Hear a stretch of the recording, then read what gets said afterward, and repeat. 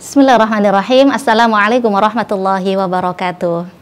Bismillah, alhamdulillah, Allahumma sholli ala Sayyidina Muhammadin wa ala ali Sayyidina Muhammad wa ala alihi wa sahbihi wa mawalah, amma ba'd. Fala hawla wa la quwata illa billah. Pemirsa TVRI Jawa Timur, alhamdulillah senang sekali saya Mala Arifin bisa kembali menyapa Anda dalam sore hari ini program spesial kita setiap bulan Ramadan. Dan apalagi kalau bukan Gema Ramadan ya di TVRI Jawa Timur. Dan perlu kami sampaikan pemirsa bahwa TVRI Jawa Timur ini Gema Ramadan bekerja sama terselenggara atas kerjasama TVRI Jawa Timur bersama kantor wilayah Kementerian Agama Provinsi Jawa Timur. Seperti apa Gema Ramadan sore hari ini? Saksikan sesaat lagi.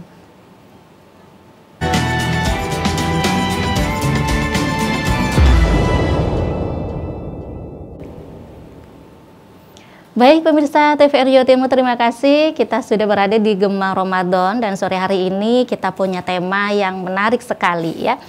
Ramadan dan membangun dimensi ESQ ya. Masya Allah telah hadir bersama saya dua narasumber tentunya yang sangat spesial ya untuk sore hari ini. Kita hadir bersama Ibu Nyai Dr. Haja Zulfatul Mufidah Marom MPDI yang merupakan Ketua Dharma Wanita Persatuan Kantor Wilayah Kementerian Agama Provinsi Jawa Timur. Kita sapa bersama pemirsa. Assalamualaikum Bu Nyai. Waalaikumsalam. Kabar baik nggih? Alhamdulillah Senang sekali bisa berjumpa dengan Ibu. Alhamdulillah, mudah-mudahan sehat selalu nggih. Amin, Allahumma. Baik, dan yang kedua pemirsa kita ada Bapak Dr. Andes Kiai Haji Kasrowi Ahmad MHI. Beliau merupakan dosen Stesia Surabaya. Kita sapa bersama juga. Assalamualaikum Yai. Waalaikumsalam. Kabar baik juga nggih? Alhamdulillah. Alhamdulillah bisa berjumpa kembali nggih dalam momen yang sama ya di Gema Ramadan, Masya Allah. Baik, tema kita sore hari ini Pak Yai dan Bu Nyai Zulfa ini adalah Ramadan dan membangun dimensi ESQ ya. Mungkin kita awali Bu Nyai, kenapa tema ini begitu pentingnya kita bahas untuk sore hari ini? Baik, terima kasih Mbak Mala. Izin Mbak Yai. Ketika kita berbicara tentang bulan Ramadan, tentunya bulan ini adalah begitu istimewa. Bulan yang begitu dimuliakan oleh Allah dan Rasulullah. Sehingga kemudian semua umat manusia merasa bahwa begitu istimewanya ini, kemudian banyak sekali hal-hal yang perlu dibangun di sini. Ketika puasa dikatakan ditentukan oleh Allah di dalam surat Al-Baqarah ayat 183, kewajiban berpuasa bagi orang-orang yang beriman, kemudian untuk meraih derajat takwa, maka perlu digarisbawahi. Sehingga ada orang yang berpuasa hanya mendapatkan lapar dan dahaga. Naudzubillah min syarri dzalik.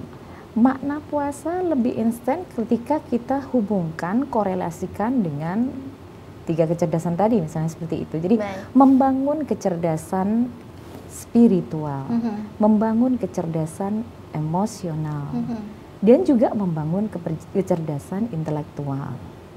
Dengan puasa di bulan Ramadan, tentunya dalam satu hadis, man shoma ramadhana imanan wahtisaban ghufira lahu ma taqaddama min dzambik.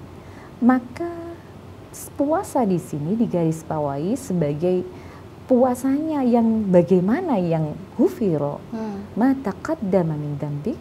Yang pertama imanan.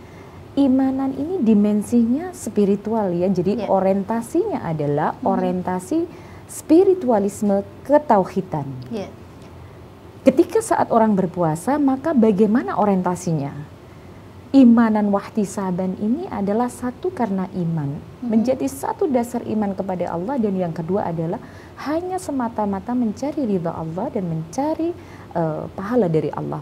Nah, ini artinya apa? Maka ketika orang yang berpuasa, maka di sana ada banyak amal soleh, sehingga membentuk karakter-karakter orang-orang yang bertakwa seperti apa.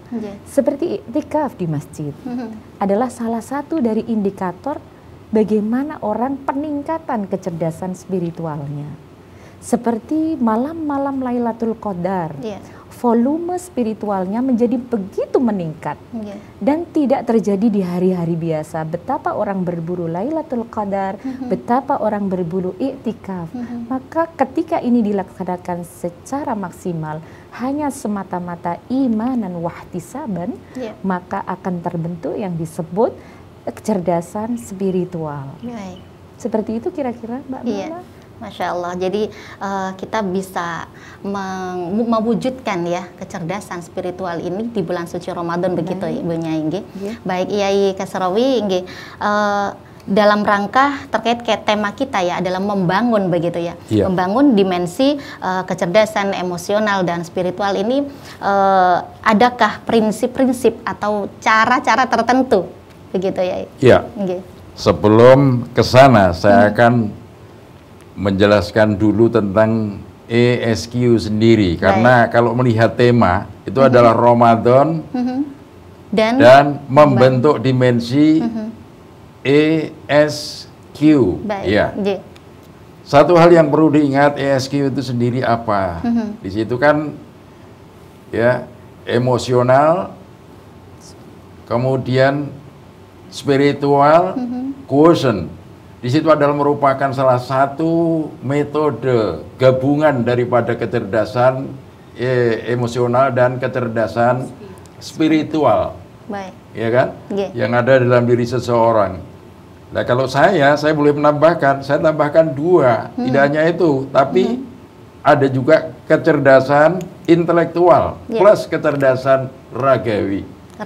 Ya, itulah sebabnya maka apalah artinya orang itu sukses di bidang karirnya, ya sampai ke puncak, tapi kalau nggak sehat nggak ada artinya. Itulah sebabnya maka pernah dipaparkan oleh Profesor Dr. Bambang Sudibyo, mantan Menteri Mendiknas dulu, ya dalam satu wisuda beliau menyampaikan kalau bapak-bapak, ibu-ibu kepengen punya anak sukses, maka bekali dengan 4 kecerdasan itu. Kecerdasan spiritual, kecerdasan intelektual, kecerdasan emosional, dan kecerdasan ragawi. Ya.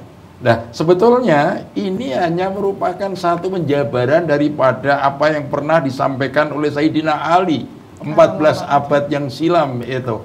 Karena apa? Sayyidina Ali sendiri sudah pernah mengatakan itu, kalau orang belajar kitab Ta'limul Muta'alim itu, di situ kan dikatakan itu ala tanalul ilma illa bisittatin saumbika an majmu'iha bibayanin dakain wa hirsin wastibarin wa bulghatin wa irsadul ustadi wa tuli zamanin. Itu persis sebetulnya itu, bahwa seseorang itu tidak akan mendapatkan ilmu pengetahuan kecuali dengan 6 perkara itu, katanya Sayyidina Ali.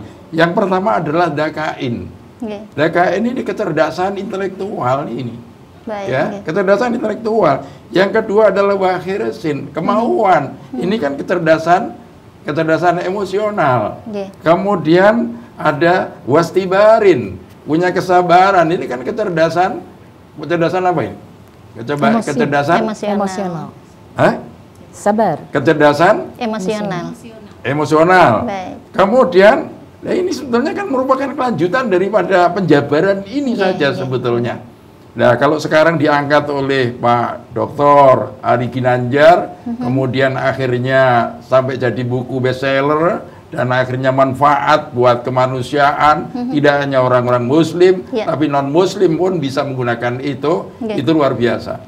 Saya acungi jempol itu bagus sekali. Memang kalau kita sebagai pendidik, kita merasakan bahwa anak-anak didik kita harus kita bekali dengan 4 kecerdasan itu luar biasa. Ya. Misalnya nomor 1 aja, kecerdasan intelektual. Untuk membuat anak memiliki kecerdasan intelektual itu sebetulnya, ya kita sebagai orang tua juga harus tahulah. Anak paling tidak itu dikasih makan yang namanya 4 sehat, 5 sempurna. Kalau saya masih saya tambah, itu kan yang ngetop dulu. Saya tambah yang 6 halal. Jadi 4 sehat, 5 sempurna, 6 halal. Kenapa? Makanan halal itu berkah. Ya, berkah makanan halal itu. itu harus diperhatikan oleh orang tua di zaman ini. Ya, kalau kepengen anaknya pinter, jadi 4 sehat, 5 sempurna, 6 halal. Supaya apa? Berkah hidupnya. Amin. Sebab apa? Kullu lahmin nabata minal haram fannaru aula bihi. Setiap daging yang tumbuh dari sesuatu yang haram, itu neraka lebih berhak atasnya. Dan ini akan ganjal terus pada anak-anak itu. Ya kadang-kadang kan banyak anak-anak pinter, tapi nggak bener. Kenapa? Ini anak pinter, karirnya sampai ke puncak, tapi nggak bener. Kenapa nggak bener? Karena tambah pinter bukan tambah dekat dengan Allah, tapi tambah pinter tambah jauh dengan Allah Subhanahu wa Ta'ala. Itu kan namanya pinter keblinger itu. Nah, ini gara-gara salah satunya adalah makanan yang tidak halal itu ya. Kadang-kadang hati-hati, nggak hati-hati kasih makan anak itu. Apalagi orang-orang sekarang kadang-kadang kalau dibilang halal haram, mereka kadang-kadang bilang zaman sekarang Ustadz mencari yang haram saja susah. Wah, cari yang haram saja susah, apalagi cari yang halal. Orang kalau sudah ngomong begitu itu biasanya persetan dengan halal haram, yang penting pokoknya dapat. Ini bahaya buat anak-anak. Sebab apa? Itu misalnya untuk belajar menghafal Al-Quran, pondok-pondok tahfidz, itu semacam itu. Itu kendalanya itu kalau sudah orang tuanya misalnya kasih makan anak yang tidak halal, sulit untuk menghafal itu. Betul-betul sulit. Masya itu yang dialami. Masya Allah. Jadi seperti itu, pentingnya apa tadi kecerdasan halal. Kecerdasan daripada orang tua ya. Terkait tidak hanya anaknya saja yang dicerdaskan dari 4 hal itu, Bu Nyai. Nah, ini kaitannya dengan Ramadan ini, Bu Nyai. Bagaimana kita mengaplikasikan kecerdasan spiritual ini atau juga emosional ini di bulan Ramadan ini ya, Bu Nyai, monggo. Iya, baik. Jadi sebagaimana yang dikatakan oleh Romo Yai tadi, saya juga setuju sekali. Nah, sekarang mungkin lebih ke karakter, membangun karakter dengan karakter yang ESQ atau mungkin yang 4 dimensinya versi Romo Yai. Jadi sebetulnya bulan Ramadan ini sudah begitu diberikan sebuah formula ya. Dibuka semua pintu rahmat Allah, sampai dibuka surganya, diiming-iming semuanya diberikan oleh Allah. Dan kata Allah, pahala puasa itu langsung dari Allah, kan begitu ya. Nah, artinya begini, semua riyadhah yang dilakukan di bulan Ramadan selalu dilipat gandakan. Jadi ketika berangkat dari iman, orientasinya seseorang itu adalah spiritual, maka nanti dia akan menjadi turunan pengendalian emosi, kan begitu. Jadi pengendalian emosi mulai dari puasa sendiri kita sudah mengendalikan untuk tidak makan yang mestinya itu adalah kebutuhan, merupakan satu kebutuhan orang hidup. Tetapi di mana seseorang harus menahan lapar dan dahaga, mengendalikan hawa nafsunya agar dia betul-betul menjadi kesempurnaan puasa. Dari sisi sini maka setiap orang mau tidak mau dilatih untuk itu. Mau tidak mau maka dilatih untuk itu.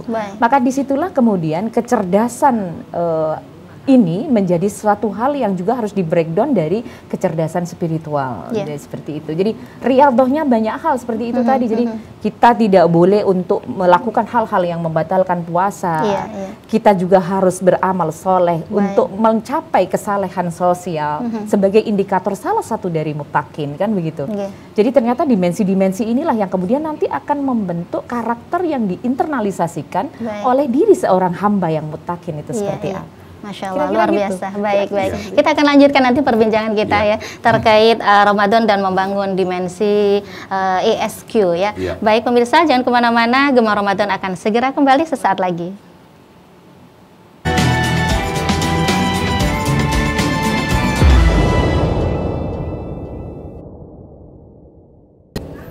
Baik, pemirsa TVRI Jawa Timur, terima kasih Anda masih setia bersama kami di Gema Ramadan. Dan kembali kami sampaikan tema kita sore hari ini adalah Ramadan dan membangun dimensi ESQ. Bersama saya sudah ada Bapak Kiai Haji Dr. Andes Kasrawi Ahmad MHI dan Ibu Nyai Dr. Haja Zulfatul Mufidah MPDI.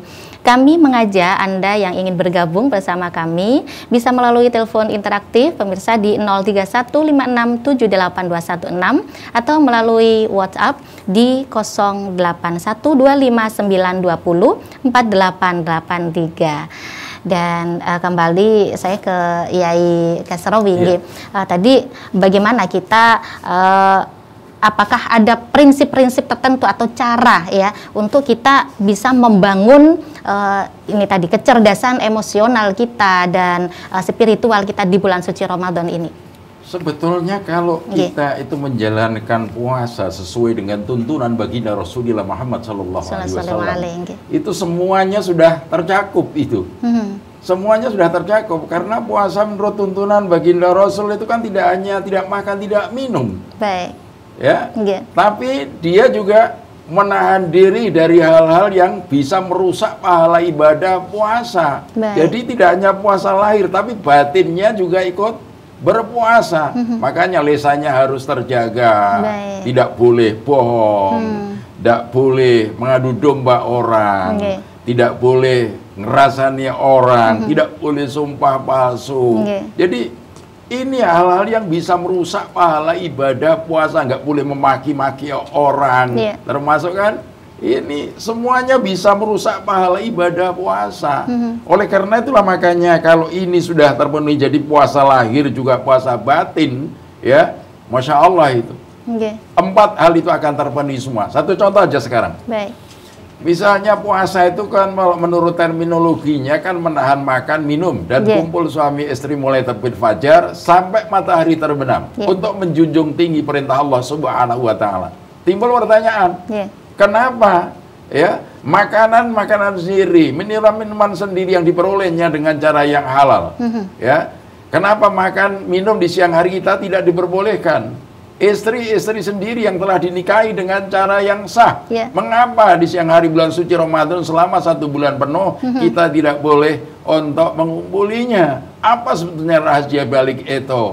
Makan dan minum itu kan termasuk nafsu perut. Sementara hubungan suami istri itu kan nafsu faraj. Kenapa 2 macam nafsu ini harus dikendalikan? Karena kalau 2 macam nafsu ini sudah tak terkendali dalam diri manusia, itulah yang akan bisa menurunkan harkat martabat manusia. Bukan lagi sebagai manusia yang sebagai makhluk Allah yang paling mulia di muka bumi ini, tapi dia harkat martabatnya turun bagaikan binatang, bahkan lebih rendah daripada itu. Itu satu. Ya. Jadi itu kan latihan kesabaran, latihan mengendalikan diri itu latihan kesabaran, karena sabar itu dibutuhkan dalam segala hal. Orang pengen apa saja itu butuhkan kesabaran sekarang. Ya, orang kuliah kalau nggak sabar ya buyar. Orang bekerja nggak sabar ya sampai korupsi apa itu karena nggak sabar kan itu. Ya kan? Orang menikah nggak sabar ya buyar. Makanya orang menaik kendaraan nggak sabar bendina itu beruan. Oleh karena lah maka kesabaran itu dibutuhkan. Nah, ini kan termasuk apa? Kecerdasan, ya, kesadaran, kecerdasan emosional yang harus dikendalikan. Ya, oleh karena itulah makanya seperti kecerdasan intelektual apa di samping makanan tadi 4 sehat 5 sempurna 6 halal, itu coba kecerdasan itu bisa diperoleh dengan berpuasa. Hujjatul Islam Imam Ghazali itu katakan orang yang berpuasa dengan sengaja, orang yang berlapar-lapar berhaus-haus dengan sengaja, karena Allah Subhanahu wa Ta'ala itu membuat hati menjadi terang, membuat pikiran jadi cerdas. Itu Hujjatul Islam Imam Ghazali loh itu. Ya. Oleh karena itulah makanya banyak orang-orang yang karena dia rajin puasa, kecerdasannya itu meningkat karena hatinya memang terang, pikirannya cerdas, sehingga dia bisa melahirkan hal-hal yang manfaat buat kemanusiaan. Satu contoh Pak Profesor Dr. B.J. Habibie. Dulu waktu beliau ada Dies Natalis di IAIN, Sunan Ampel Surabaya pada saat itu, beliau datang. Begitu pas hari Kamis dijamu di guest house pada saat itu. Ternyata apa? Semuanya orang sudah pada siap makan, beliau ternyata puasa. Ditanya sejak kapan? Sejak masih remaja sudah puasa Senin Kamis itu. Ya, kemudian dilanjutkan dengan puasa Yaumul Bid. Lah, ternyata itu membuat beliau tambah cerdas, jadi orang terpandai di Eropa kan. Artinya kunci kesuksesan itu ini ya tergantung juga tidak hanya mengandalkan intelektual gitu ya. Iya. Jadi kecerdasan emosional juga spiritualnya punya Masya Allah. Oleh karena itulah makanya sampai akhirnya jadi orang pandai kayak begitu ya. Sampai jadi direktur pesawat terbang di Jerman, sampai akhirnya jadi Menristek, akhirnya jadi presiden, jadi ketua ICMI apa. Saya masih ingat sambutan terakhirnya beliau itu di Kairo. Pada saat itu apa bilang? Yeah. Saya sekarang sudah tidak ingat lagi dengan teknik pembuatan pesawat terbang. Saya sudah banyak lupa. Allah, Untung saya pernah belajar agama itu sejak kecil, sehingga itulah yang jadi bekal saya untuk menghadap pada Allah nanti. Andai kan nggak belajar itu habis sudah. Masya Allah. Itu luar biasa. Nah, kita inginnya sukses, berhasil, tetapi dari kecerdasan spiritualnya mungkin ini riyadhahnya tadi Bunyai bilang kurang begitu Bunyai nggih. Kepingin anak-anak yang sukses, berhasil, tapi orang tua main HP melulu. Masya Allah. Allah karim, baik. Nah, saya ke Bunyai Zulfani nggih. Di penghujung Ramadan ini 10 hari terakhir, tentu saja semua umat muslimin, muslimat ini ingin menguatkan kembali atau dalam seperti tema kita membangun ya kecerdasan spiritualnya Bunyai nggih. Dalam bentuk ini mungkin iktikaf. Ini bagaimana yang dimaksud dengan iktikaf itu, bagaimana mungkin dari pengertian dari secara bahasa atau secara syariat itu bagaimana, kemudian seperti apa yang bisa dianggap sah untuk apa namanya iktikaf ini Bunyai. Oke, baik. Namun mohon maaf kita terima teleponnya sudah masuk terlebih dahulu. Silakan. Assalamualaikum.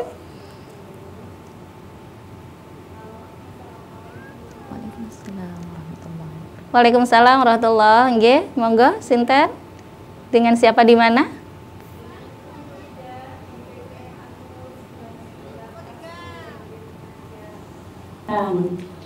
Baik. Monggo. Pertanyaannya silakan Ibu. Assalamualaikum. Assalamualaikum warahmatullahi wabarakatuh. Yang pasti yang soleh dan Putus-putus. Apakah yang oleh para kiai baik. Wallahu warahmatullahi wabarakatuh. Waalaikumsalam warahmatullahi wabarakatuh. Baik, mohon maaf tadi kami mendengar sedikit kurang jelas ya. Namun mungkin sedikit kami tangkap bagaimana kepingin punya anak yang solihah Bunyai Pak Yai. Ini orang tua harus melakukan apa itu? Mungkin seperti itu kurang lebih yang kami tangkap. Silakan, boleh dari Bunyai dulu nggih.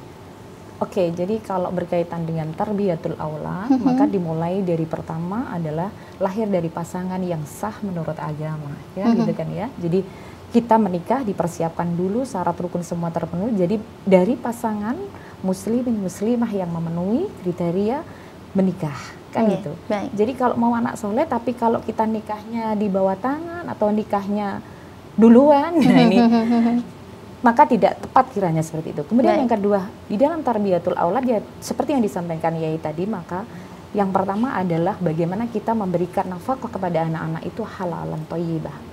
Saya tambah halalan thayyibah, halal tapi baik. Karena ada yang halal nggak baik. Misalnya kalau hari ini banyak anak-anak yang suka makanan-makanan yang siap saji, tapi lebih badan mereka gemuk, tapi akhirnya mereka gelembosan, tarawehnya juga bisa. Itu juga salah satunya adalah bukan thayyibah kalau menurut saya. Jadi halalan thayyibah juga, karena dimensinya fisiknya mereka harus kuat. Jadi tidak stunting. Maka pemenuhan gizi inilah kemudian ada tanggung jawab seorang suami, nafkah. Zahiron wa batinan, anaknya, istrinya, maka di situ harus dipenuhi. Karena apa? Islam itu sudah nata betul ketika ada nafkah termasuk juga maskanah, kemudian kebutuhan anak-anak. Kalau tidak dipenuhi maka akan menjadi anak yang stunting. Anak yang stunting rentan sakit. Betul. Anak yang rentan sakit maka mungkin tidak bisa memaksimalkan kecerdasan mereka yang tadi dibilang. Sehingga mestinya dia sekolah baik, kemudian otaknya bisa berpikir baik, tapi karena dia kurang gizi jadi lemes, tidak bisa menangkap dan seperti itu. Kemudian kita mentarbiyahnya sesuai dengan tarbiyah yang dicontohkan oleh Rasulullah. Mungkin yang pertama adalah akhlak. Hari ini mungkin banyak orang lebih dominannya ke intelektual. Intelektual ini banyak ya, mungkin tadi Pak Yai mungkin lebih bilangnya ke fisik.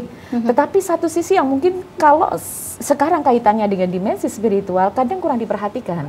Ketika dileskan luar biasa, tapi ngajinya nggak diperhatikan. Betul. Ketika mereka harus sibuk dengan aktivitas kejar sekolah, tapi kemudian tidak diperhatikan gimana mendidik anak-anak itu ibadahnya. Betul. Maka sebagai orang tua satu sisi harus menjadi uswatun hasanah dan qudwah.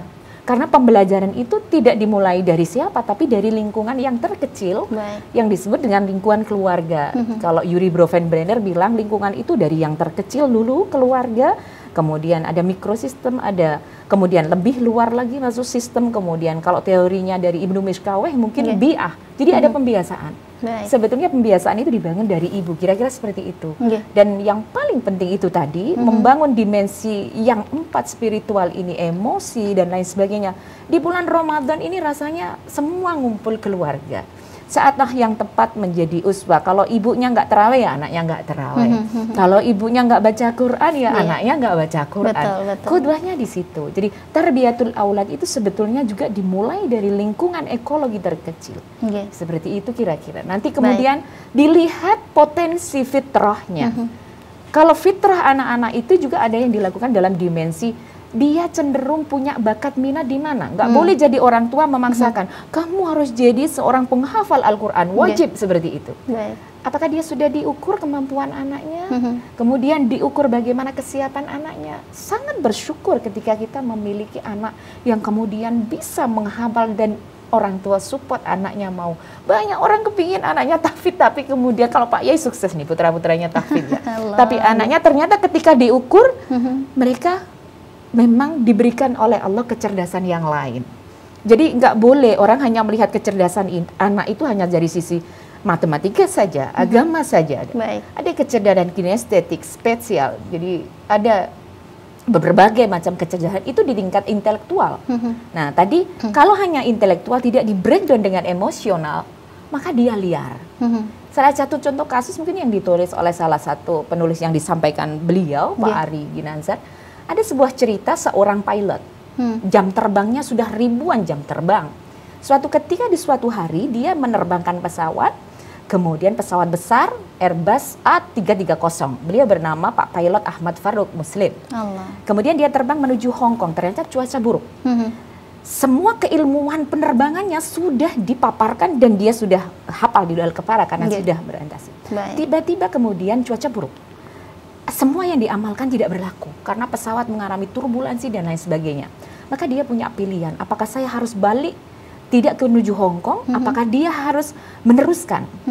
Tapi menara mengatakan bahwa lanjut karena tidak ada masalah di Hong Kong. Tiba-tiba di ketinggian 4.500 pesawat itu mengalami guncangan sampai kacanya mengalami letupan-letupan merah. Dari situlah kemudian pada saat itu dia mencoba menggali dari spiritual kecerdasannya.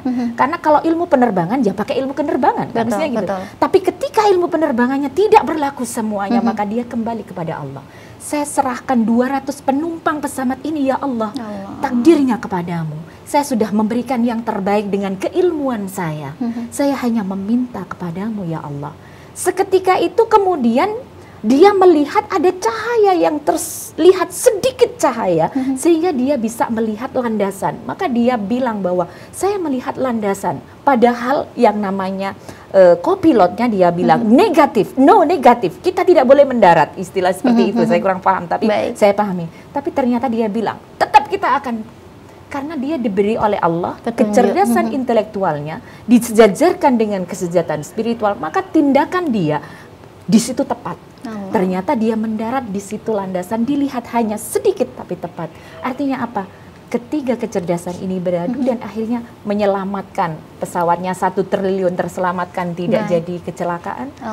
Nah inilah kemudian saya katakan bahwa kecerdasan ini akan bersanding baik ketika manusia akan dihadapkan pada persoalan hidup. Ada hal-hal tertentu yang urgent yang kadang blank. Ilmu kita nggak nyampe gitu. Nah disitulah kemudian perlu membangun dimensi ini agar sejajar. Tadi Pak Yai bilang bahwa ada yang disebut hawa nafsu atau yang bahkan orang itu mau kadang-kadang amaratum bisu. Ada yang namanya nafsu itu cenderung yang jelek-jelek aja. Kemudian ada yang lawamah, dok-doken. Kadang pengen baik, aduh istirahat terus-terusan abah deng-deng nak kalau deng-deng ya kalau istirahat. Tapi yang perlu yang penting adalah adalah nafsu mardiyah. Maka ketika kita sudah memiliki dimensi ESQ ini, maka nanti kita akan dibimbing oleh Allah menjadi nafsu yang radiyatan mardiyah. Untuk apa? Persiapan hakikat hidup selanjutnya. Irji'i ila rabbiki radiyatan mardiyah. Sehingga hidup kita diridai, semua yang kita laksanakan atas petunjuk Allah. Dan husnul khatimah, bahagia. Kira-kira dimensinya seperti itu. Baik, luar biasa. Sudah banyak sekali ya yang dipaparkan oleh Ibu Nyai. Ini sudah ada pertanyaan dari pemirsa jamaah di rumah, Pak Yai nggih. Saat ini adalah 10 malam terakhir di bulan Ramadan, maka kiat yang harus dilakukan, apa kiat-kiat mungkin begitu ya, oleh kami dalam melakukan iktikaf. Mohon penjelasan secara jelas-jelasnya Pak Yai. Baik. Namun kita jawab nanti setelah jeda Pak Yai. Ini dari Ibu Diana di Sidoarjo. Baik, pemirsa jangan kemana-mana, nantikan dan simak terus Gema Ramadan. Kami akan kembali setelah yang satu ini.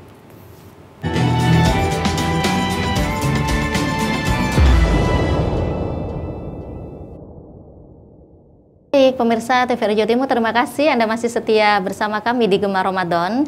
Dan kembali kami mengajak Anda untuk bergabung bersama kami bisa melalui telepon interaktif di 0315678216 atau melalui WA bisa di 081259204883. Baik, tadi sudah ada masuk pertanyaan dari Ibu Diana. Bagaimana kiat untuk meraih kita sukses dalam iktikaf ini, Pak Yai? Baik, biasanya kalau sudah 10 malam terakhir, mulai malam 21 sampai malam terakhir, itu biasanya orang melakukan iktikaf. Itu mencontoh siapa? Mencontoh baginda Rasulullah Muhammad SAW.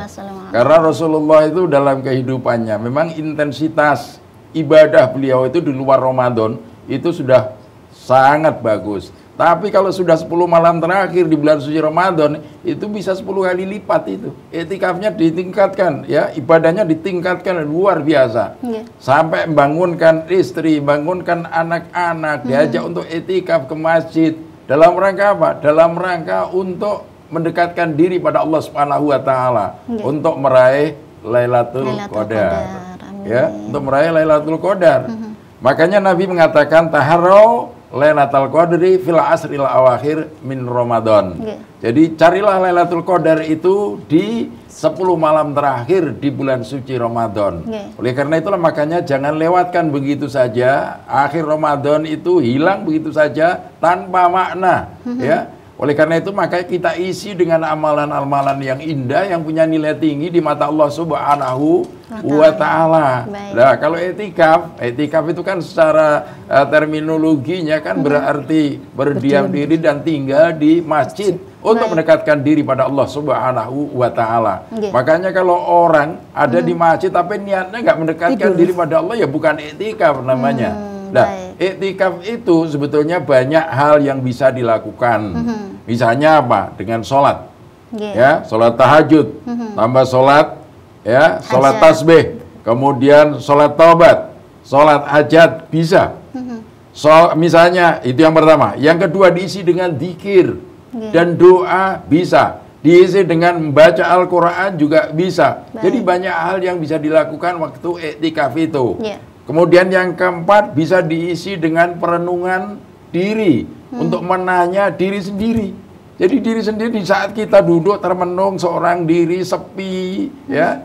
Pada saat itu yang namanya malaikat itu naik turun, naik membawa doa dan turun membawa ijabah. Makanya dalam hadis qudsi itu dikatakan alamin sa'ilin fa'utihi alamin mustaghfirin fa'aghfirullah. Wahai siapa di antara hambaku yang minta sesuatu, akan kukabulkan permintaannya. Wahai siapa di antara hambaku yang minta ampun, akan kuampuni dosa-dosanya. Makanya di saat itu perbanyaklah untuk zikir kepada Allah Subhanahu wa taala. Ya, karena pesannya Kanjeng Nabi apa? Di bulan suci Ramadan itu diusahakan banyak zikir dan doa dengan 4 hal. 2 hal yang membuat Allah ridho dan 2 hal yang menjadi keinginan kita bersama. 2 hal yang membuat Allah ridho itu apa? bersaksi bahwa tidak ada Tuhan kecuali Allah. Satu. Yang kedua, mohon ampun kepada Allah. Kemudian yang ketiga, ya, yang ketiga itu mohon ridhonya Allah Subhanahu wa taala dan dijauhkan dari murkanya.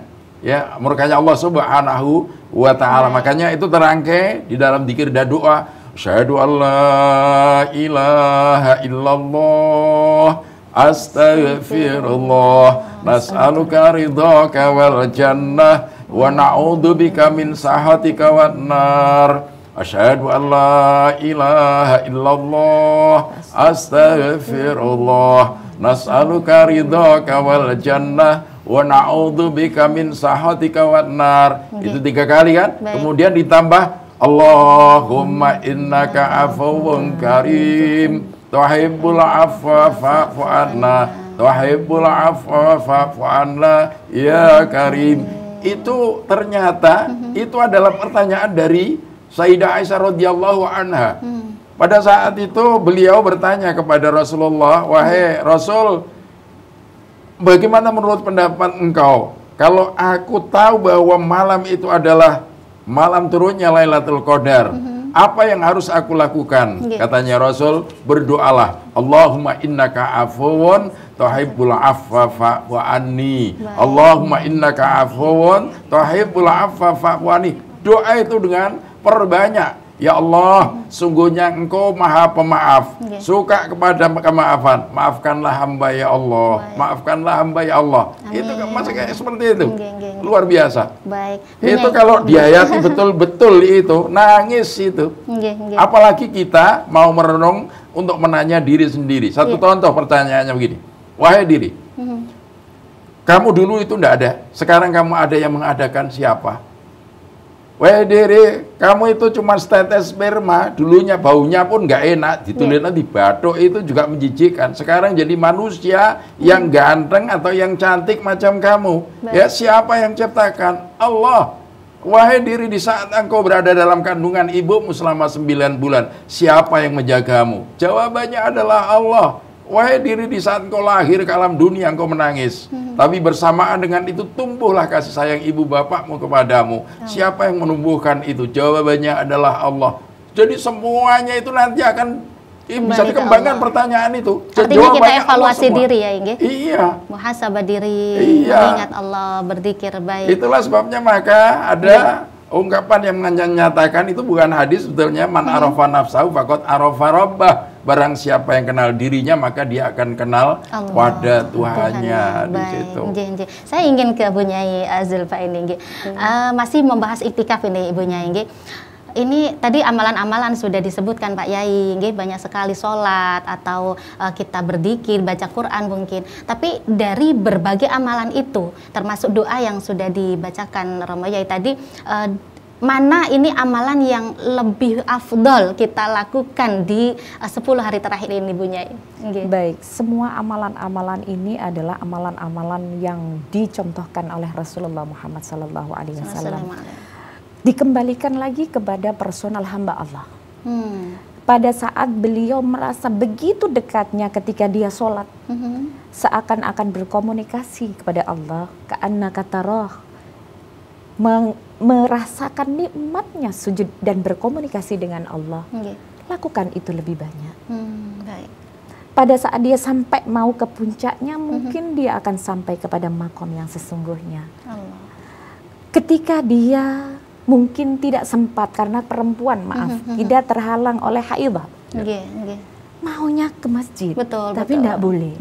Maka dengan lantunan zikrullah, amalun salih, amal saleh, mempersiapkan makan sahur, mempersiapkan berbuka, penuh kasih sayang, membimbing anak-anak beribadah, membangunkan mereka dan lain sebagainya. Maka di situ mungkin akan menjadi solusi bagi perempuan-perempuan yang belum diberi kesempatan, karena kita ada jadwal rutin ya. Maka tidak harus kemudian pergi ke mall, itikaf di mall, karena mendekati bulan-bulan Idul Fitri, cari baju, diskonan dan lain. Nah disitulah mungkin maknanya. Maka hamba ini yang mana dia? Kadang orang ketika menemukan mutmainnal qulubnya, itu ketika berzikir mengingat Allah, maka berzikir yang banyak, beristighfar, karena mungkin wabil ashari hum yastaghfirun. Saat-saat sahur sambil masak istighfar kan entengnya. Kalau mungkin sambil goreng ikan, astagfirullah, sambil mendoakan. Jadi gitu. Jadi apa yang menurut dia, kembalikan ke hamba itu lagi. Pilihan-pilihan yang disajikan oleh Allah, pilih mana yang terbaik menurut kamu, yang merasakan dan bisa membangun dimensi spiritual kamu, nanti berimbas. Bukan hanya saat i'tikaf, tapi selesai i'tikaf tidak ada imbas. Athar sujud laisa hadza, bukan hanya batuknya yang hitam, tapi athar sujud membawa jiwanya tadi ke alam yang radiyatan mardiyah. Bagaimana kita tadi minta tiap hari bilang nas'aluka ridhaka wal jannah wa na'udzubika min sakhatika wan nar. Maka kalau kita sudah ridha, ketemu Allah kapan saja siap. Masya Allah. Nggak takut mati karena ya Allah hanya saya mencari ridhamu. Mobil saya ya udah tak tinggal, ini saya tak tinggal, pokoknya saya cari ridhamu. Maka dimensi ESQ-nya bisa tercapai dengan ridha. Gitu. Tapi ibunya tadi Nasawu disampaikan bahwa kita bisa beribadah walaupun di rumah begitu ya. Baik. Apakah ini artinya seorang wanita itu masih dikatakan iktikaf walaupun di rumah gitu atau di musola terdekat, tidak harus di masjid begitu? Baik, iktikaf pun bagi perempuan itu ada syaratnya begitu ya. Kalau suaminya nggak ridho, nggak dapat pahala iktikaf. Jadi ketika dia masjid sujud nukluk-nukluk sampai dia wirid dan lain sebagainya, tapi di rumah suami tidak meridhoi, tidak ada pahala satupun gitu ya. Betul. Ini beda perempuan dengan laki. Maka ketika kita mengatakan bahwa iktikaf saya nggak ke masjid kan nggak boleh istri saya, nggak boleh suami, saya maksimalkan ibadah, dan ada juga hadis-hadis yang mengatakan ibadahnya perempuan itu fi baitnya. Masya Allah. Gitu seperti itu. Jadi jangan salah artikan kemudian kita sampai iktikaf meninggalkan anak, meninggalkan suami, kita swarga sendiri begitu ya Pak. Iya. Karena perempuan ini ada dimensi yang lain juga yang harus diperhatikan. Luar biasa. Jadi, seperti itu. Ingin sekali kita melanjutkan panjang kali lebar punya Pak ya, Masya Allah. Namun kita terbatas oleh waktu dan sebentar lagi adzan maghrib sudah akan tiba. Maka kita harus menyudahi ini. Matur nuwun sangat rawuhipun. Makasih sama-sama. Ilmunya mudah-mudahan bisa berjumpa lagi di kesempatan yang lain. Baik pemirsa, usai sudah Gemar Ramadan sore hari ini. Terima kasih atas kebersamaan Anda. Saya Mala Arifin mohon undur diri. Subhanakallahumma wa bihamdik, asyhadu an la ilaha illa anta, astaghfiruka wa atubu ilaik. Assalamualaikum warahmatullahi wabarakatuh. Waalaikumsalam warahmatullahi wabarakatuh.